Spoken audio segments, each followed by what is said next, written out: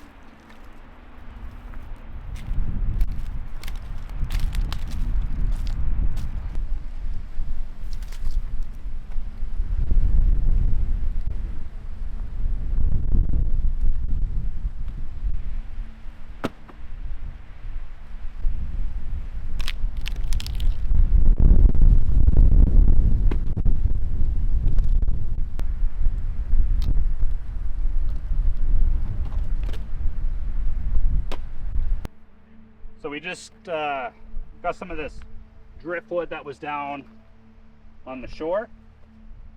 It is a little damp still, which is not ideal, but it's fine. We also have some firewood that we got last week, just some leftover stuff. What I like to do, if I know the wood is damp, I'll get the fire going hot, and I'll place these damp pieces. I'll make them a little bit smaller, but I'll basically circle the fire, and as the fire is going, it's also drying out these other pieces, so that way when you do toss the wood on, it's not extremely wet or damp, potentially killing the fire out, smoking yourself out too. So that'll be the plan. We'll just make these smaller, and once that fire gets hot, they'll dry up the wood, and this wood will be just fine.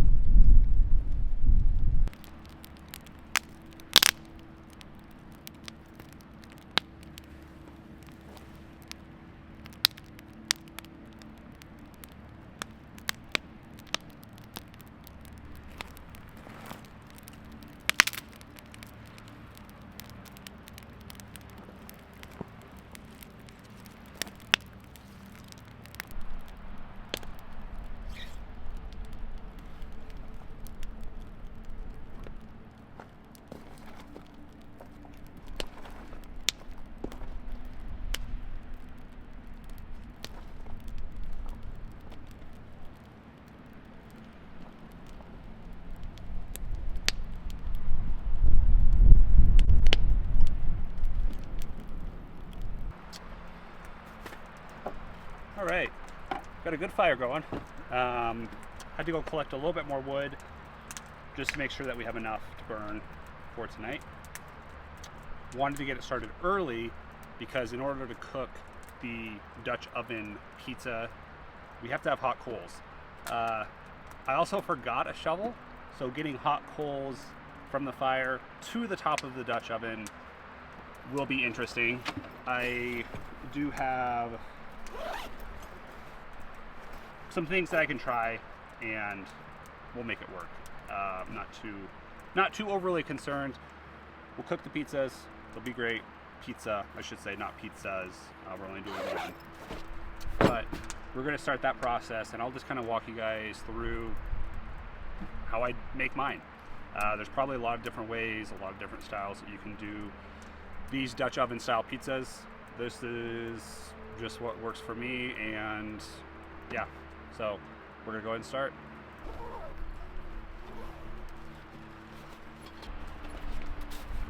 So a question I may get is, what size Dutch oven is this? This is the size 10. It's a little bit deeper, so this one is made for bread and stuff like that. The other key tip that I would recommend if you're doing anything like pizza in here, you can certainly not use liners. However, if you're ever cooking cinnamon rolls or pizza, I personally think the liners inside the Dutch oven are a game changer. Also, with these, it leaves a little bit of a gap, which I think helps prevent the bottom of the pizza from just getting absolutely scorched. So we're gonna put this in there, put our dough in there. I'm also gonna put a little bit of garlic butter inside of this before placing the dough in here as well.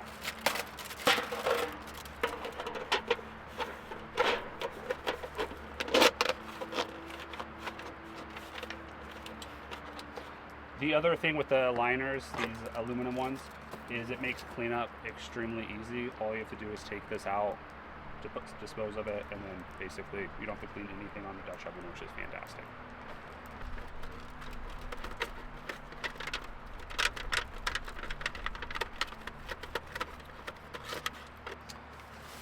And it looks like my dough already exploded out, which is quite interesting. Never had that happen before. So it must have been pressure or something that caused that.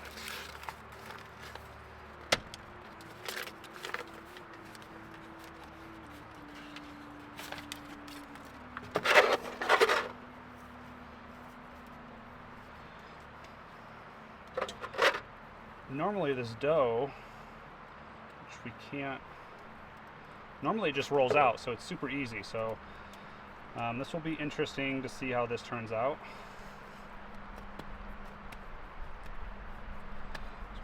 All right, guys, I'll probably get a lot of slack about this and crap, but I personally really like pineapple on pizza, especially when paired with a saltier meat like we're going to be using tonight.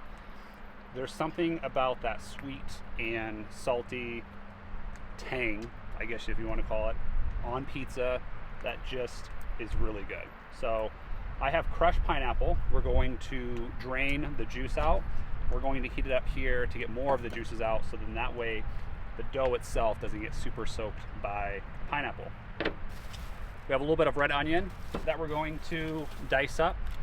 We have some bratwurst sausages as well that I'm going to dice up. I'll cook them in here after the pineapple. That way you don't have to worry about them being cooked on top of the pizza. And then we have a couple different cheeses. No, I did not bring a block of cheese to grade for tonight, so we just have two different cheeses to choose from, and that'll be it. We got our sauce right here. The dough is already in. I just kind of squished it all around the edges and it fits in there perfect.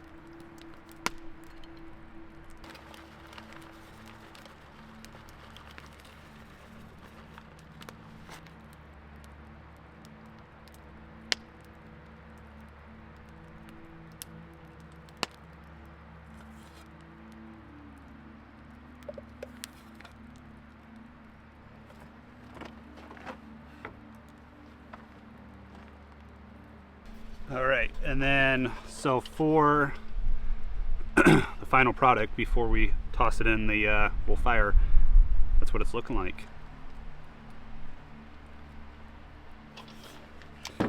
I am going to toss a little bit more cheese on there for good measure.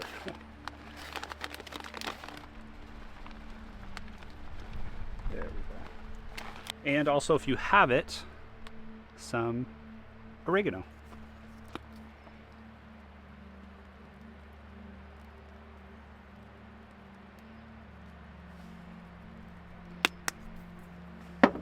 And now we'll toss it in the fire.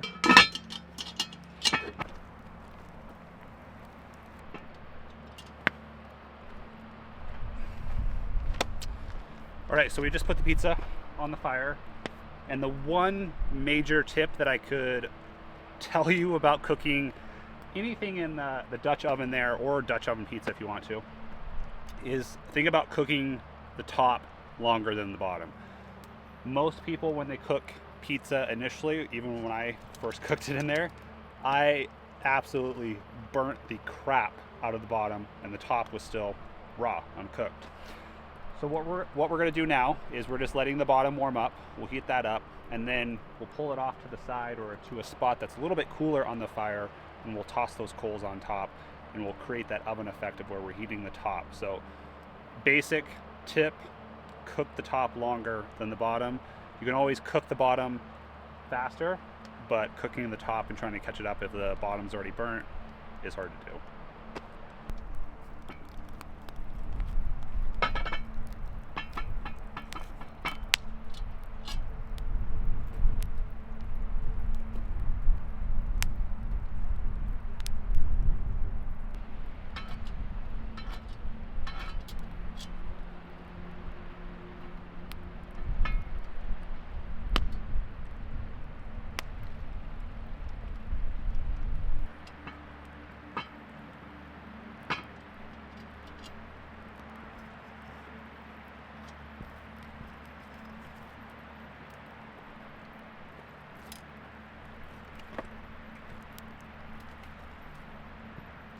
Also, this little tool right here helps a lot for rotating it and also taking the lid off. Also comes with some gloves, which are super nice when the fire is extremely hot and you're just trying to dig for coals and whatnot. But we put a log on there, and that should cook the top of the pizza. And then I'm constantly rotating and turning the actual Dutch oven itself, so that way one side isn't getting too much heat for too long. It's constantly being rotated, so it does not burn. Hold it off, check, and there you go. The bottom might be a touch burnt, but not bad. She's looking good. We'll let her cool off, and then we'll cut her up.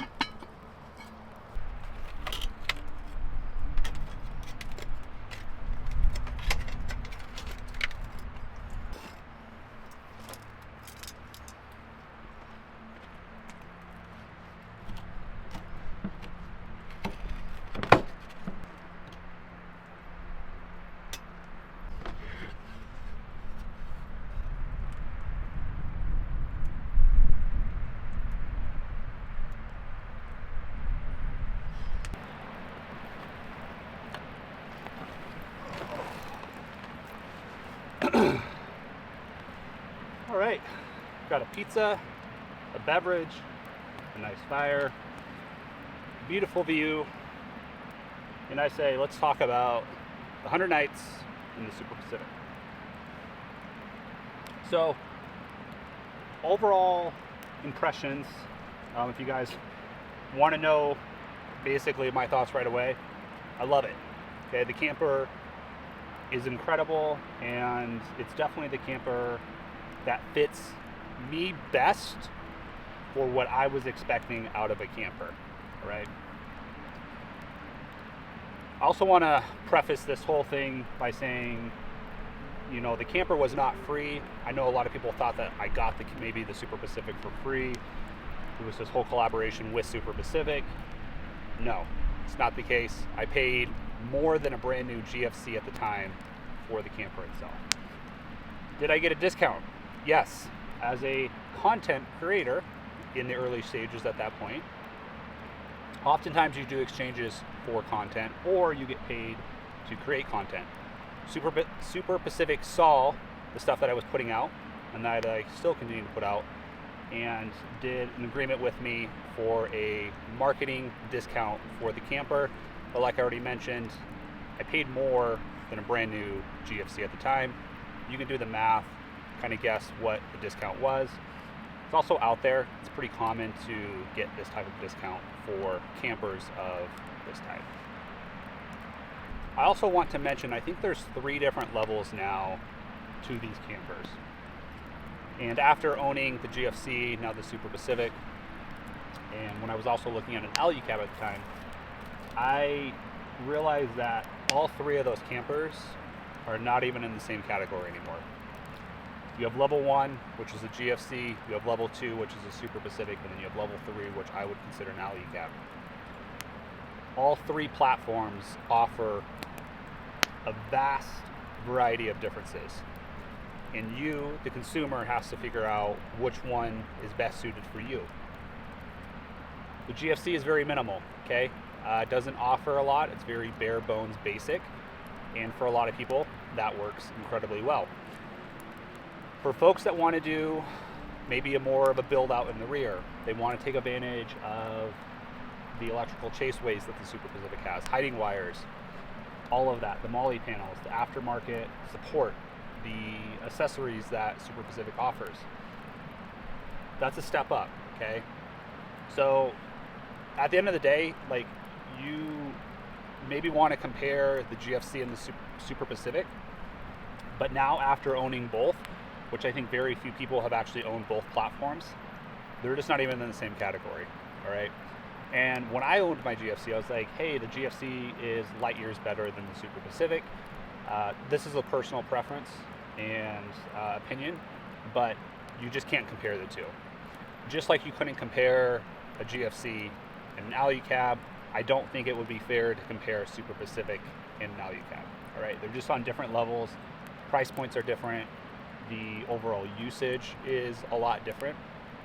And at the end of the day, that all has to be taken into consideration when you're looking at what to purchase. So if you spent 100 nights in the camper, have a very good understanding of how it's going to be in a variety of weather conditions. That is it is 25 nights more than what I spent in the GFC, and there's still time left in 2024. I really don't have anything negative to say about the Super Pacific. Pretty much everything that you've read online where, you know, maybe the build quality is better, Super Pacific has thought about more things like the electrical chaseway for wires, the locking system on the doors, there's no obstruction on the doors, so you don't have to deal with the cross beams. It just works, all right? And it took me a while to kind of like discover a lot of those things coming from the GFC. But after using the product, and like once I got to night 25, 30, 50, everything just was like worth the additional cost, all right? And I was already planning on upgrading to either a Super Pacific or an Alu cab after the GFC. That was already in the cards. Whether there was a discount or not, one of those 2 campers was going on the back of the truck, regardless of if there was a discount or not. For me though, like why I went with the Super Pacific over the Alu cab was weight. So the difference between the GFC and an Alu cab is basically double. The Super Pacific is heavier than the GFC, but the additional features, comfort of the Super Pacific definitely outweighs the additional 50 to 60 pounds for the mid-size truck. Overall though, it's been an incredible platform. It's definitely the platform that I personally, this is my personal experience, that I probably personally should have bought into prior to getting the GFC. when I was looking at the GFC, I was also looking at the Super Pacifics, and it's interesting because rolls or lead times have now switched, where Super Pacific was really, really long on lead times. Super Pacific was short, which is why I went with GFC at the time, and now they're kind of flip-flopped where Super Pacific is a very short lead time, GFC has a slightly longer lead time. And ultimately, there isn't a whole lot to cover. I love the product, all right? Just some of the things that I have really found to love and like about the Super Pacific is the doors, the latching, and the locking system. So much better. Just having to deal with the one lock, the one key, the ability to lock and unlock from inside the camper. Can't tell you how many times, like, I will hit the little switch on the inside of the door to lock it and then shut the door so I don't have to use a key, which is super nice.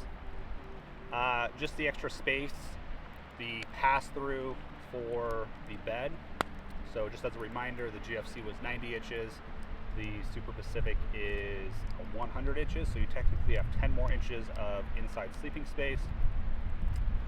Then the Super Pacific also has the 20 inches of pass-through, so you don't have to move or disrupt the bed or sleeping platform to get downstairs, which is incredible when you have two people up there. It also allows me to run the diesel heater downstairs. Even if there's two of us sleeping up there, I can still run it downstairs, and that heat can still travel upstairs, which is fantastic. So I really love the sleeping platform. I love the X bed. The X bed has been incredible. I will say the one flaw with the X bed that I have had is I had a slow leak. Had to contact X bed, basically get a patch kit and fix that. That's the only issue that I've had with the mattress. I had a cheaper knockoff X bed in my CVT Mount Hood before. Zero issues with that thing for over a year, so I think there was just a random fluke or flaw with this X bed. But other than that, mattress has been great. I love sleeping on the X bed. Again, personal choice, personal preference. Some people love foam, some people love the X bed. It's just coming from my personal experience. The one con of sleeping on the X bed is the R value is a lot lower than foam, so something to think about when sleeping on the X bed. But yeah, pass through is incredible. The ability to just push the floor completely out of the way, fold over the X bed and have all of that space inside is great, right? The canvas or the tent material was a huge upgrade over the older B2 GFC, and something that I noticed immediately. Not only does it wick the water a lot more, does make the tent inside a little bit darker. It just feels more durable too. Like, it definitely feels like it can withstand the elements a lot more. Just the water wicking material, since it is marine grade. And then the full zip windows on the sides are great. Camped in Utah, I was camped with the wedge into the wind. The wind changed in the middle of the night and it started to hit the side of the tent, and I know with my GFC prior, with the windows not zipping on the bottom, it would have been extremely drafty. And with this, there was no draft at all. The marine grade fabric definitely knocked off a lot of the wind, the draft, and I was completely fine. Some of the other things, they're just small. Definitely the rear door seals around the tailgate on the Tacoma, light years better than what was on the GFC. And the other thing as well is there is no proprietary hardware that is required to mount stuff. So unlike my old GFC, this was kind of a huge gripe, is that you had to buy their track nuts. Their track nuts are not cheap, which can, again, add, for how much stuff you add to the camper, it can make the cost go up. With this, I bought a pack of track nuts or T-nuts on Amazon for, I think it was $15 for like a pack of 100, which I will never need 100, but just goes to show that mounting stuff is super easy on the Super Pacific, which was a good change of pace. The last thing I just want to talk about too, there's no beef. I think people thought there was some beef between myself, GFC, maybe some individuals in the community. And there was definitely some things that was hurtful, probably on both sides. And I think those individuals are no longer at the company, which is definitely helpful.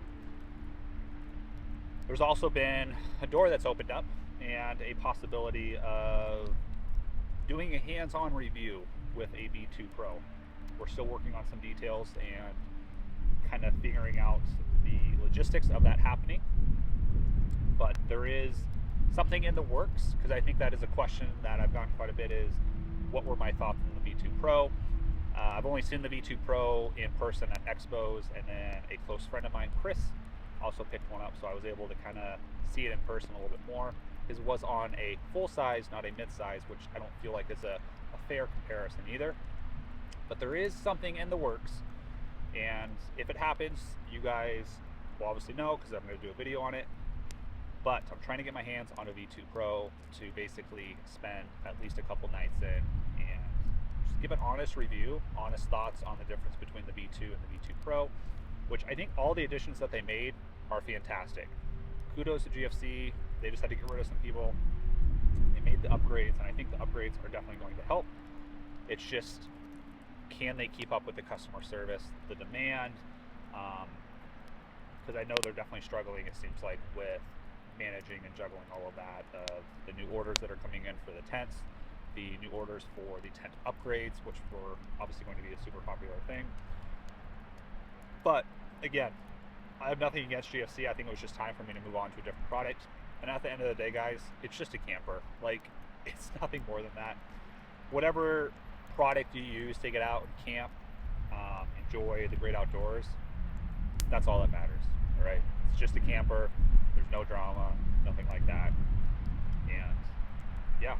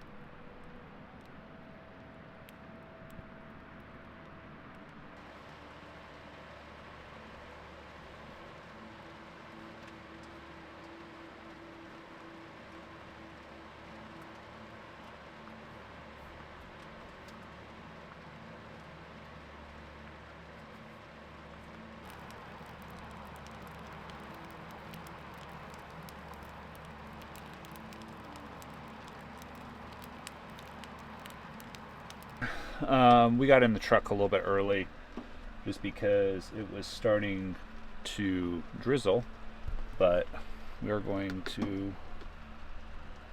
turn on the diesel heater. So we hit dox beam, and then all we have to do is come up here and that turns that on.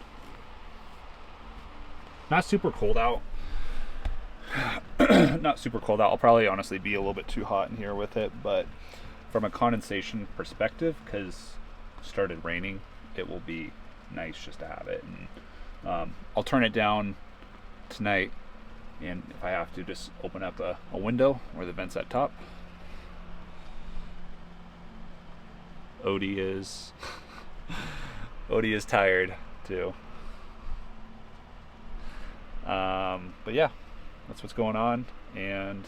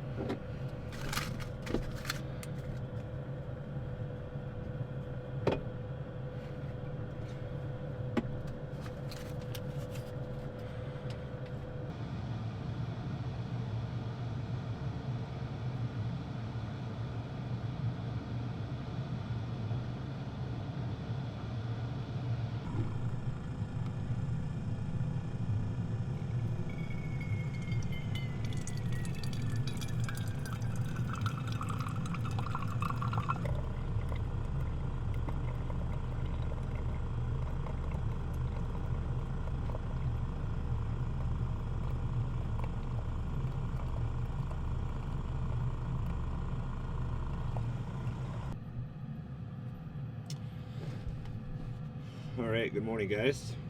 Just made some coffee, as you saw.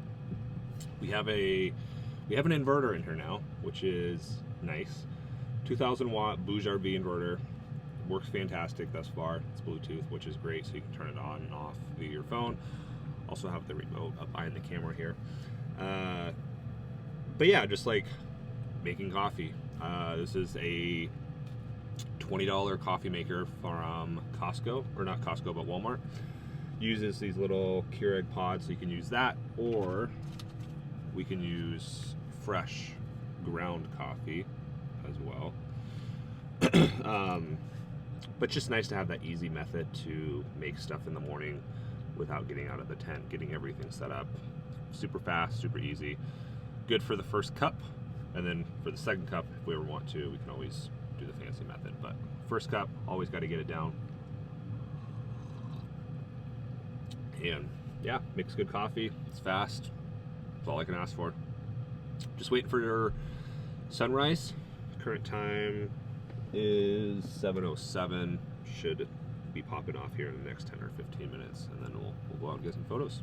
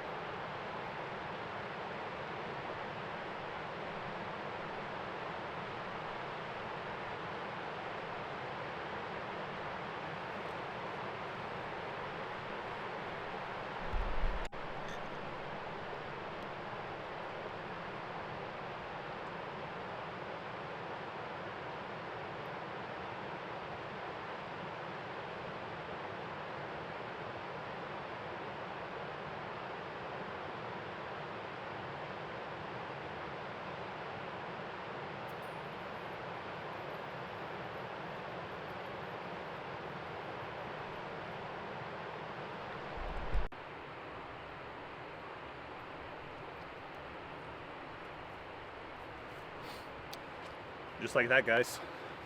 Sunrise is over. The best colors usually only last a few minutes, so it's this mad rush to try to get photos, videos. Sent the drone up as well, and yeah. Now we're gonna pack up. Gotta make our way into town. It is a good hour and a half, because I also want to stop on the way back for some other photos. The fall colors are just incredible right now. Just need the larches to pop off, and it's going to be a totally different experience, but hopefully you guys enjoyed.